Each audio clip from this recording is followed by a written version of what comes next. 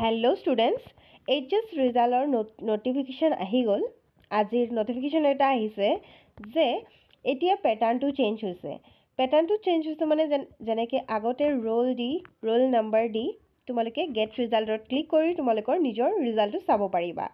কিন্তু এইবাৰ চেঞ্জ হৈছে মানে প্ৰথমতে ৰোল নাম্বাৰ দিবা, এনেকৈ ধৰা ইয়াত লিখা আছে 0012 ৰোল, তাৰপিছত নাম্বাৰটো দিবা 00001, এনেকৈ নাম্বাৰটো দিবা। তাৰপিছত তোমালোকৰ এডমিটত থাকিব ৰেজিষ্ট্ৰেশ্যন নাম্বাৰটো দি গেট ৰিজাল্টত ক্লিক কৰি তোমালোকৰ নিজৰ ৰিজাল্টটো চাব পাৰিবা। এইকেইটা ৱেবছাইট আছে, এইকেইটা ৱেবছাইটত তোমালোকে ৰিজাল্ট চাব পাৰিবা। আৰু নহ'লে তোমালোকে এতিয়াই কি কৰা, উপলব্ধ এপটো ইনষ্টল কৰি তোমালোকে ৰাখি থোৱা। কালি ৰাতিপুৱা 9 বজাতে তোমালোকে কি কৰিব পাৰিবা, তোমালোকৰ ৰিজাল্টটো তোমালোকে চাই ল'ব পাৰিবা। তো আশা কৰোঁ মোৰ ভিডিঅ'ৰ গোটেইখিনি কথা বুজি পাইছা।